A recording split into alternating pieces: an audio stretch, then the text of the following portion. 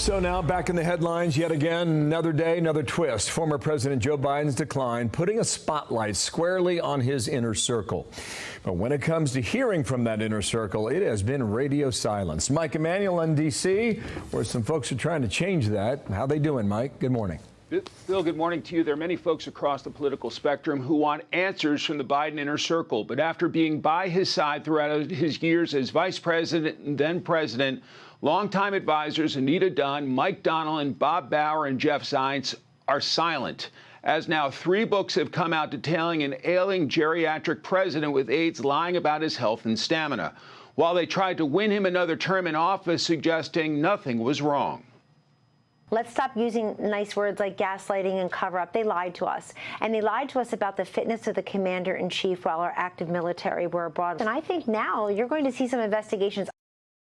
To be clear, the criticism is not just coming from Republicans. Democrats are clearly irritated, too. The presidency by Biden was a wreck. And it was a wreck in so many different ways. And now that it's come out that his competence really was under question for a long time, which we all knew. We all saw that. Yeah. We all saw that he couldn't really do the full functions of what we need for the leader of the free world during incredibly difficult circumstances. Longtime Washington Post columnist Sally Quinn is blasting the former First Lady, accusing her of elder abuse. Quote, "I blame Jill Biden for this. Jill Biden is his wife, and if Jill Biden had stood up and gone to him and said, 'Joe, you can't do it,' he would not have run." There are expectations members of the Biden inner circle and his former cabinet secretaries will be called to testify on Capitol Hill about their interactions with him and observations of him. Bill? If that happens, that could be something else. Mike, thanks. Mike Emanuel in Washington, D.C. Jackie? All right, for much more on this, let's bring in Fox News contributor Karl Rove. Thanks for being here, Karl. Good morning.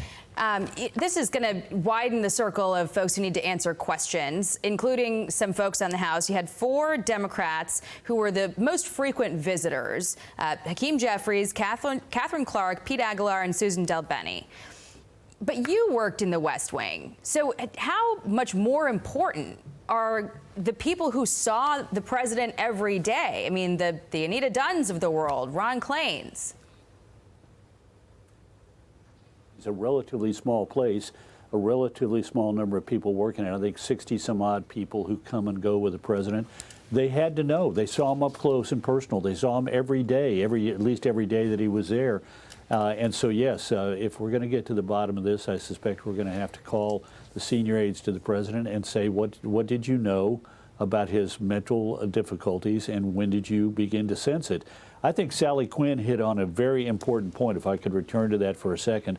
Dr. Jill Biden, as she likes to be called, played a prominent role in keeping her husband in the game. So did his sister, Valerie Biden Owen, who has been his political advisor for every race that he's ever been in, beginning with his race for the county council in his home in Delaware. And these people they knew in a very intimate, up-close fashion that he was in deep trouble, and they somehow thought that, having enjoyed the prerogatives of being the First Lady or the sister of the president, that they wanted to keep those prerogatives, even though they had to know that he was not up to the job then and would not be up to the job if he were to somehow be reelected. And it was the height of arrogance, and what they were thinking about is, they certainly weren't thinking about his best interest. They were absolutely not thinking about the best interest of our country. In Trump 1.0, you had calls by Democrats on the 25th Amendment almost every week, if not every day. I have a friend and a colleague, Karl, who was actually asking some of these questions,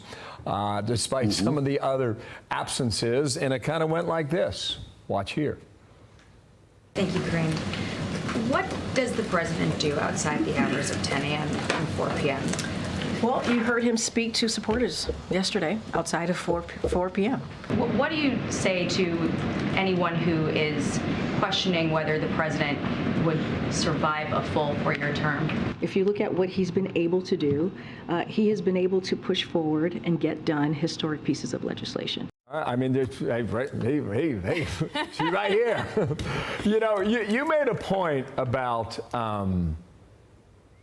hearings. Jake Sullivan, Ron Klain. Do you see that happening? Would they appear? Would that be public, or do they take the Fifth? Well, they'd have to. Well, I'm not certain they could take the fifth in because I'm not suggesting anybody's arguing that they violated the law. Senator Ron Johnson of Wisconsin, who is Homeland Security, which oversees the Secret Service, he might find the grounds to do this. But look, we don't need a hearing in some respects because we know that we were lied to for the better part of 4 years. Certainly, the last couple of years, we were lied to.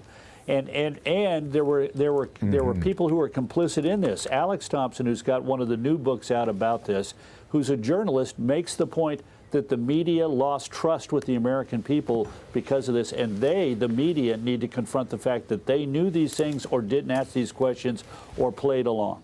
Oh. Karl, thanks for coming on. More to come on this. Appreciate it. Thank you. I'm Steve Doocy. I'm Brian Kilmeade. And I'm Ainsley Earhart. And click here to subscribe to the Fox News YouTube page to catch our hottest interviews and most compelling analysis.